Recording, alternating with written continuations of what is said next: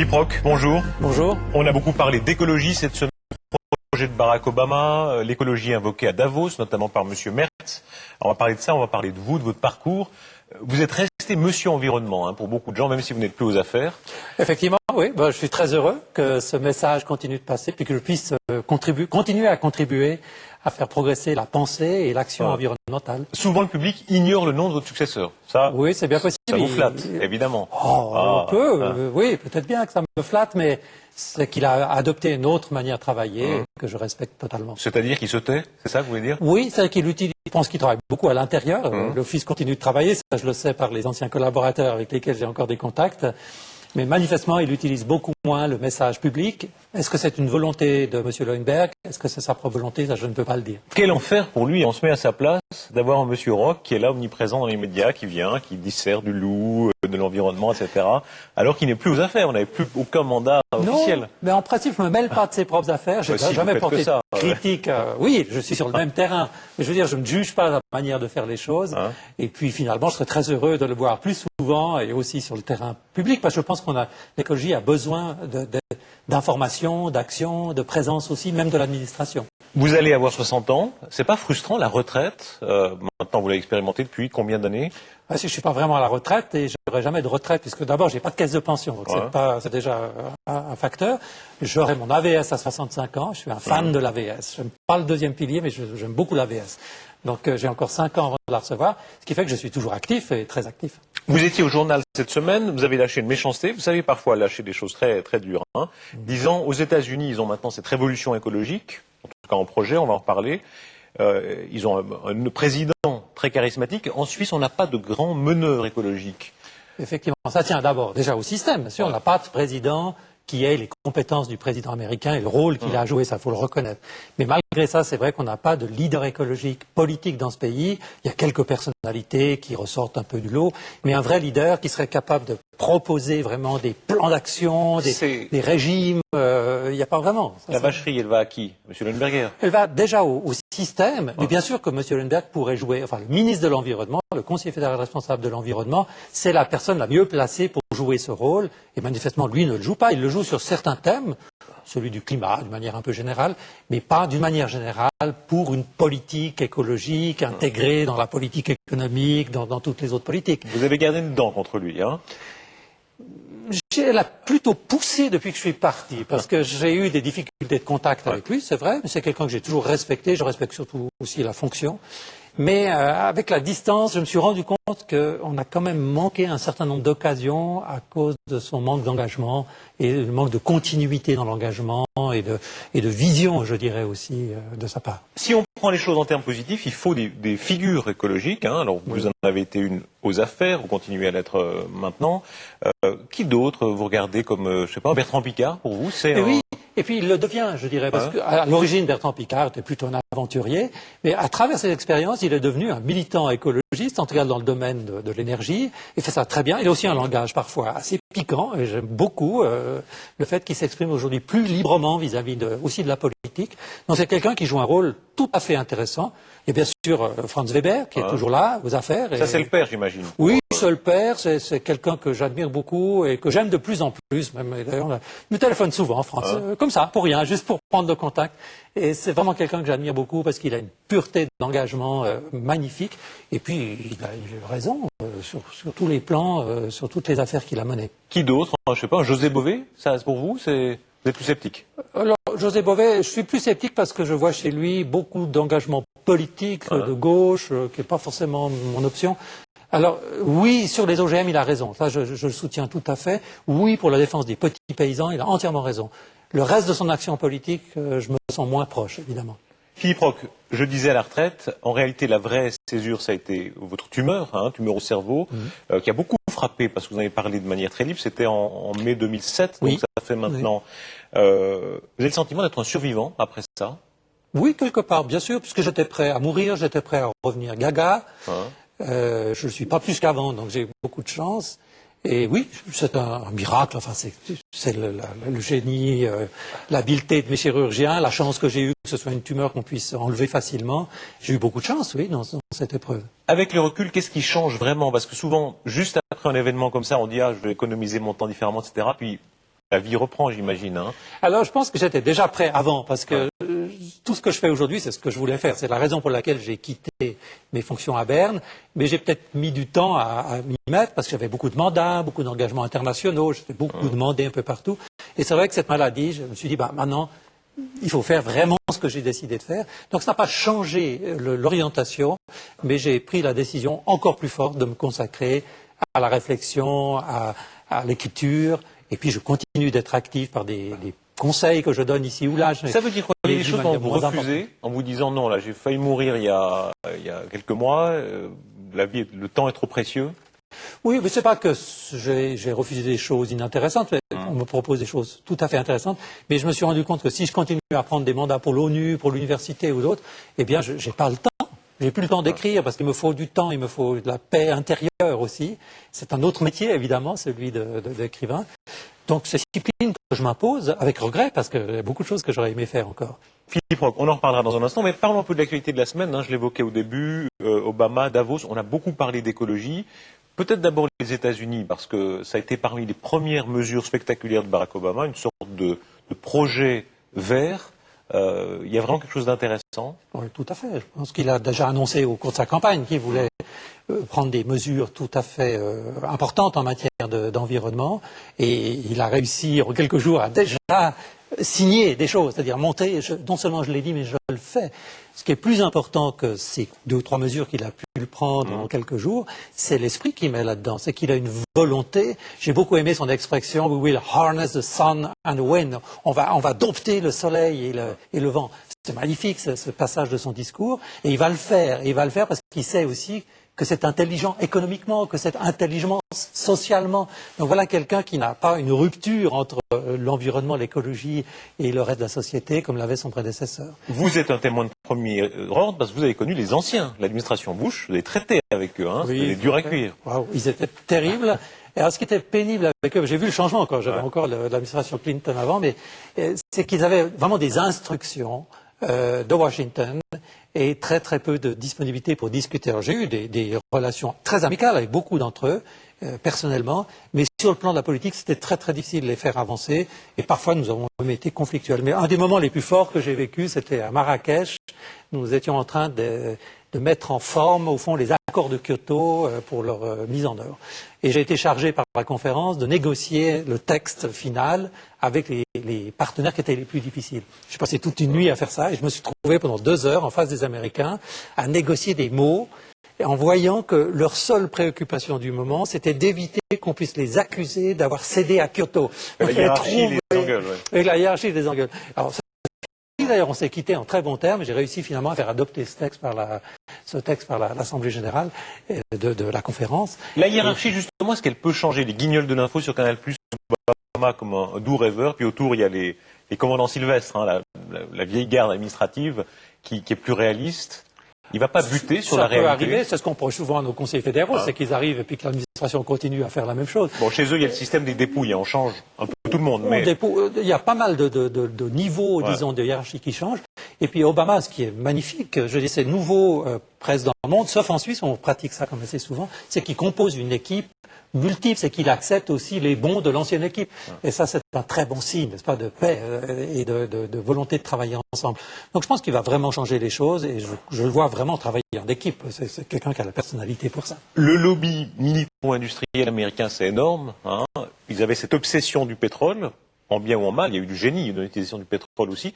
Est-ce qu'ils peuvent avoir ce pragmatisme de se dire, on vire complètement et puis on investit dans l'écologie? C'est la grande question. Moi, je ne les connais pas personnellement. Je ne suis pas capable de vous dire si telle ou telle personne va jouer un rôle clé là-dedans. Mais c'est leur chance aussi, bien sûr. On peut espérer qu'ils l'ont compris. On peut espérer que la vieille garde qui était, au fond, qui a dominé la politique de M. Bush, elle soit mise un peu de côté par des gens plus innovateurs qui pensent, dans les compagnies pétrolières, il y a des gens très intelligents qui ont déjà vu que dans 20, 30, 40 ans, il n'y aura plus de pétrole et qu'il faut mettre quelque chose d'autre en place. Les pays producteurs de pétrole, les premiers d'ailleurs. Donc il y a dans ce milieu des gens tout à fait intelligents et tout à fait visionnaires qui vont probablement profiter de cette ère Obama pour préparer un avenir plus positif et plus constructif que la vieille garde de Bush. Pour être très concret, ça peut être quoi? Dans l'automobile, par exemple, alors, si on change déjà même pas le système de transport et qu'on reste avec l'automobile, c'est bien sûr d'augmenter la performance, de pouvoir faire plus de kilomètres avec moins d'essence. C'est des technologies, la plupart sont déjà connues, n'est-ce pas? Nous avons déjà des voitures qui roulent avec 3 litres et demi au 100.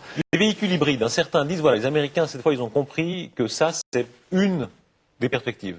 Oui, l'hybride, l'avantage, c'est un moteur à essence au départ, mais qui fonctionne pour alimenter un moteur électrique. Donc on a une régularité de fonctionnement bien meilleure. On a aussi une recharge possible des batteries en cas de descente. Donc on a une optimalisation de l'utilisation d'énergie pour le même véhicule qu'un véhicule normal. Donc on a une diminution très, très importante de la consommation. Mais même ça déjà, ça fera des milliards de tonnes de CO2 en moins dans l'atmosphère. Donc ce sont des mesures qui ne remettent pas en question la civilisation, qui sont de pures mesures technologiques. Mais comme premier pas, c'est essentiel. Et si on fait déjà ça, on aura déjà beaucoup avancé. Vous y croyez, vous, le tournant qui, une fois de plus, viendrait des États-Unis? Il y a deux écoles, les anti et les pros, ceux qui disent ils sont en déclin, ceux qui disent la nouveauté, c'est toujours quand même chez eux. Écoutez, pour l'instant, il semble qu'ils ont encore l'énergie de le faire. Ouais. Et ça vient pas des Chinois. Les Chinois sont presque aussi puissants que les Américains, mais ils ont encore un carcan d'être un pays à moitié en développement avec toute leur idéologie un peu fermée. Ils se débrouillent très très bien sur le plan économique, mais ils sont vraisemblablement pas capables de cette innovation mondiale. L'Inde non plus, ils participent. Ils ont des gens formidables qui inventent. Et les États-Unis, ils ont une espèce de dynamisme cowboy qui continue. Alors quand ça va dans la bonne direction, ils peuvent effectivement peut-être tirer le monde derrière eux vers une société plus efficace, plus écologique. L'écologie, elle était aussi à l'honneur à Davos. Monsieur Merz, dans son premier discours, il a dit c'est le moment, c'est dans la crise qu'il faut avoir des idées de l'invention. Investissons dans l'énergie verte. Alors ça, c'est un discours qui revient. Vous croyez vraiment que la crise peut favoriser ça? Avoir la gueule de bois qu'avaient tous ces gens à Davos, ça me rassure. Je me dis, ils ont vraiment pris un coup sur la tête. Et je pense que ça va initier un changement. Bien sûr que c'est pas demain matin, en rentrant de Davos, qu'ils vont tout changer. Malheureusement, il y a beaucoup d'inertie. Mais le fait que les plus hauts dirigeants du monde, soit sur le plan politique ou économique, se rendent compte et disent, on a fait des bêtises, ça marche pas, il faut qu'on change, et que la direction est donnée vers l'écologie et d'autres aspects, je crois que c'est un grand espoir. Oui, il faut continuer comme ça, il faut les encourager. Il ne faut surtout pas les dire Davos c'est une bêtise, il faut se battre contre Davos. Au contraire, on voit bien que c'est une plateforme où se passent des choses. Donc il faut les encourager à aller dans la bonne direction. Certains fondamentalistes verts disent enfin le capitalisme est un peu humilié, enfin on va revenir à une vie plus austère, etc.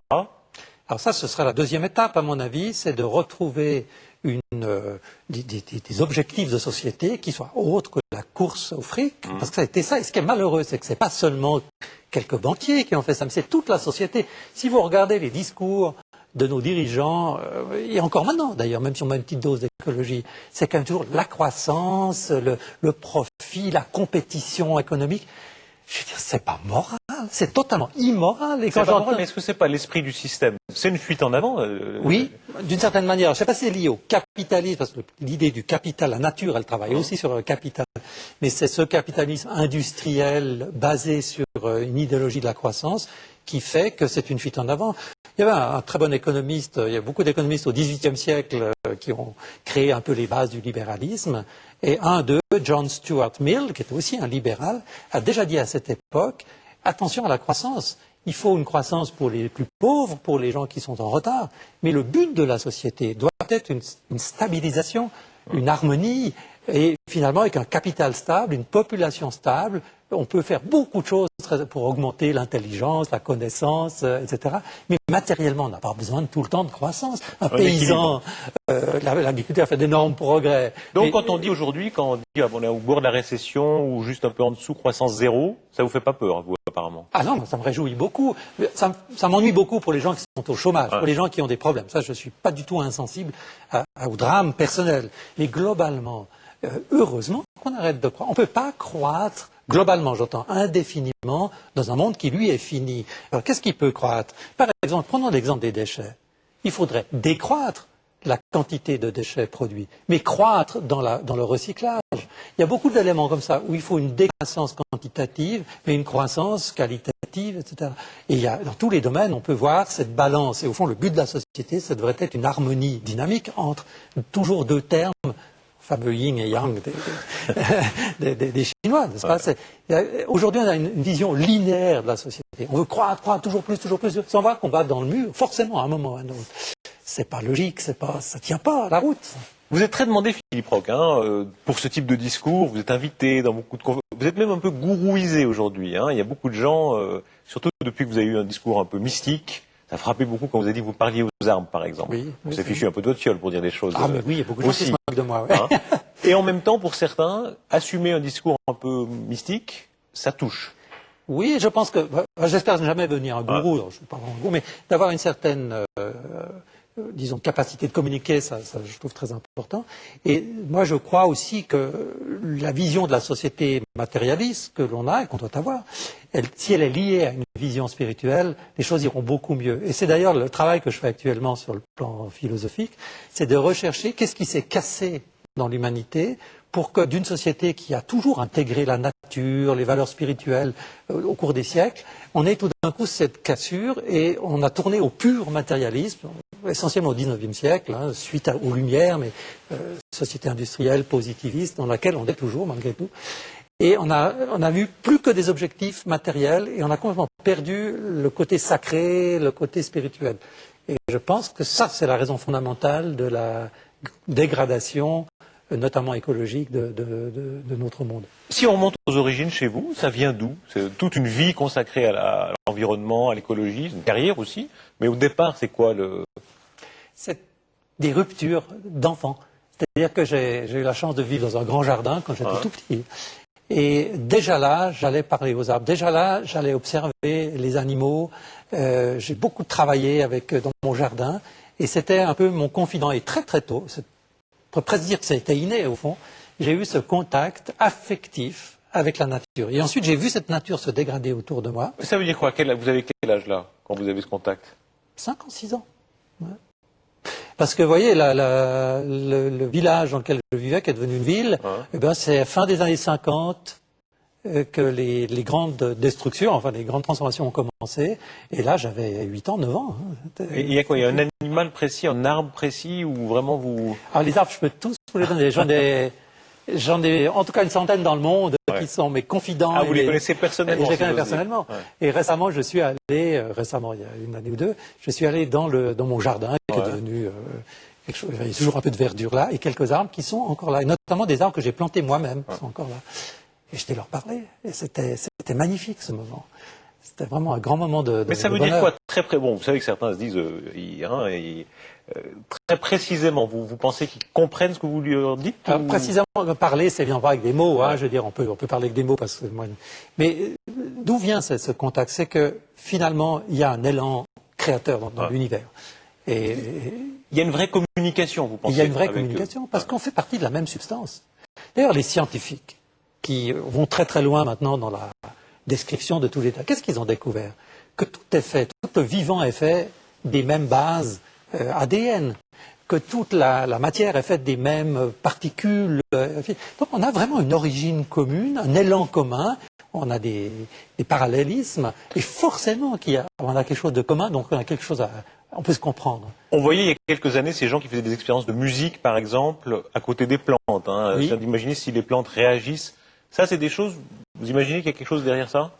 C'est tout à fait possible. Je ne pratique pas ce genre de choses. Je fais des choses beaucoup plus simples en ce qui me concerne, mais c'est tout à fait possible. Il y a une unité dans la vie, dans la matière, dans l'univers. Et à mon avis, c'est le souffle créateur, c'est l'élan vital, c'est Dieu, ou c'est l'esprit, ou il y a quelque chose en tout cas. Et forcément qu'on a des moyens. Et quand on se met en contact, ça veut dire quoi? Ça veut dire qu'on se met en harmonie, qu'il y a une vibration commune. Donc on se régénère les uns les autres en se remettant au fond au diapason de l'univers. Hein, c'est ça l'idée. Vous avez une éducation très catholique.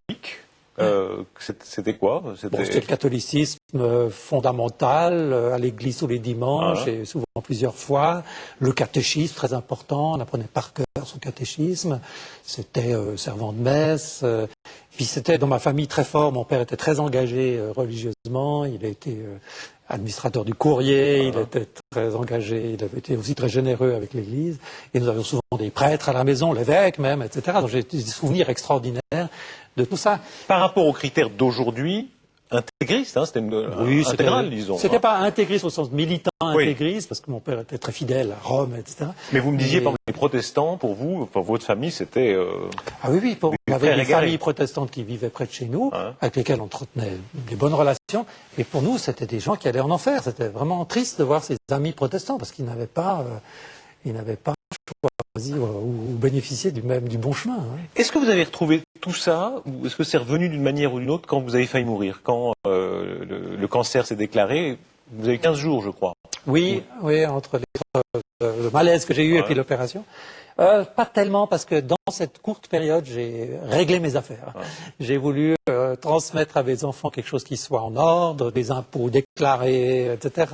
J'ai fait venir mon fils, on a regardé un petit peu toutes les affaires de manière à ce qu'il puisse reprendre, parce que je m'attendais soit à mourir, soit à revenir à gaga, donc il faudrait quand même qu'il sache à peu près, pas qu'il se trouve complètement idiot. Donc dans cette courte période, j'ai peu philosophé, mais plutôt, d'abord avant toujours, mais après, c'est-à-dire après l'opération. Vous avez pris des dispositions jusque dans les détails, hein, ça veut dire quoi? Quoi faire de vous si vous après Alors la de mort? moi-même, c'est vrai que c'est un détail que j'ai oublié. J'ai pas proposé, disons, de ce qu'on fasse de mon corps, mais j'ai amené mes enfants à un endroit où je leur ai dit, voyez, quand je serai mort, si vous voulez me retrouver, venez là, et mon âme dansera sur ce petit ruisseau là qui est près de la maison. Ce que j'ai réglé, par contre, c'est toute la succession. J'ai désigné mon fils c'est une fille de 12 ans, donc pour qu'il puisse s'occuper de l'héritage et des affaires, régler les affaires. Et puis j'ai annoncé ça à mon banquier, etc., pour que les gens sachent. Oui, j'ai voulu que les choses. Il flotte comme ça sur l'eau quand on a des convictions. Si vous avez une conviction sur la vie après la mort? Oui, absolument. Ouais. Qui est laquelle? Alors je sais pas. Je sais pas. Je parle beaucoup de Dieu, mais je ne sais pas ce qu'il est, ce que c'est. Je ne sais pas ce qu'il y a après la mort. Et je me pose peu ces questions parce que je sais que ça me dépasse. Par contre, je n'arrive pas à trouver une autre explication. Donc pour moi, j'ai une conviction profonde que la vie a un sens, qu'elle a une origine, qu'elle a un après. Sous quelle forme, je n'en sais rien du tout.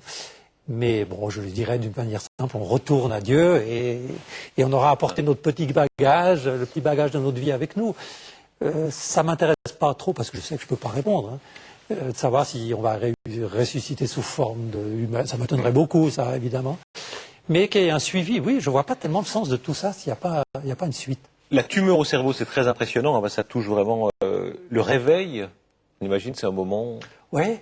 Bon, on se réveille doucement parce qu'évidemment, on est sous traitement. Mais le moment où vous dites. Mais quand je me suis rendu compte que je vivais, oui, c'était. Mais ça m'est arrivé plusieurs fois, ça déjà. Ouais. Donc, c'était pas tout à fait nouveau, mais peut-être plus intense cette fois-là. Et c'est une espèce de bonheur parce que je pensais surtout à mes enfants et à ma fille. Mais tout d'un coup, de se rendre compte, bah, tiens, ça a l'air de marcher. Je vais pouvoir réfléchir, j'ai pu bouger les pieds, les mains. C'est génial. Oui, ça c'était important. Et d'ailleurs, ma fille m'avait dit juste avant de partir, elle m'a dit, mais papa, si tu pouvais revenir de cette opération et que tu pouvais encore bouger un petit peu, entendre et parler un petit peu, ce serait tellement formidable. Et alors, quand elle est revenue me voir, on avait vraiment des grands sourires. Et quand elle a vu que ça avait l'air de fonctionner. Philippe Roch, si on revient à l'origine de cette discussion, c'est l'actualité écologique, la vie quotidienne écologique. Vous avez une maison, par exemple, que vous êtes en train de la refaire entièrement maison verte. Oui. Ça, j'imagine, c'est des projets. Ah bah oui, c'est un grand projet. Puis je suis content parce que je suis anticyclique, dans le sens que je fais des gros investissements au moment où il y a la crise. Donc c'est bien. Je travaille d'ailleurs ça montre d'ailleurs que je fais de l'isolation. Donc j'avais une maison déjà bien isolée, mais je fais vraiment une isolation encore beaucoup plus importante, chauffage entièrement renouvelable au bois avec un peu de solaire. Ça c'est votre côté jusqu'au boutiste. Je me souviens quand vous proposiez de l'essence à 5 francs le litre. Oui, oui. Ça, là, vous avez terrorisé les gens. Oui, mais c'était en dessous de la réalité. Quand je vois comment les gens gaspillent leur essence, on pourrait mettre encore plus élevé, mais c'est vrai. Mais je suis jusqu'au boutiste. J'essaie d'appliquer aussi. Mais je suis pas absolu. Je suis très très tolérant par rapport à moi-même, parce que je suis pas un écologiste, loin d'être parfait, mais aussi par rapport aux autres. J'accepte qu'on puisse avoir d'autres types de vie, d'autres opinions aussi. Mais vous avez quand même des exigences. Vous me disiez tout à l'heure, je voyage moins pour des raisons écologiques, donc c'est quand même. Ouais. J'ai refusé beaucoup de mandats qui m'étaient proposés à l'étranger. Je dis non, je n'ai plus envie de voyager. Je dis pas que je le ferai plus jamais, mais j'évite de le faire. J'essaie de cultiver mes propres légumes, d'élever mes animaux. Bon, j'ai la chance de pouvoir le faire puisque j'ai un peu de jardin. Vous les tuez aussi, ça a beaucoup frappé. Vous vous n'avez pas peur de le dire. Tant que je mange de la viande, j'estime qu'on doit pouvoir le faire. Alors maintenant, je me fais souvent aider par un boucher. Mais de ses mains, généralement... On n'aime pas beaucoup, ouais. Mais je suis content de savoir et de pouvoir le faire. Sinon, je devrais complètement renoncer à manger des animaux, comme ma fille d'ailleurs, qui est devenue complètement végétarienne. Donc j'admire beaucoup ça et je fais beaucoup d'efforts culinaires pour qu'elle mange bien à la maison, sans manger de viande. Philippe Roch, merci de cet entretien. On peut vous souhaiter quoi? Vous allez avoir vos 60 ans là. Vous savez, je suis en train de vivre la partie de ma vie la plus heureuse. J'ai jamais été aussi heureux dans ma vie que maintenant parce que j'ai la liberté, j'ai la capacité de penser, d'écrire, de contact, d'avoir beaucoup de contacts, et puis d'être un peu entendu. Donc effectivement, vous le disiez, d'être demandé, ça me fait plaisir que des gens viennent me voir pour dire j'aimerais parler de ça avec vous, donnez-moi un conseil. Et donc on ne peut rien me souhaiter d'autre que ça continue un petit bout. Merci Philippe Roch. Merci Darius.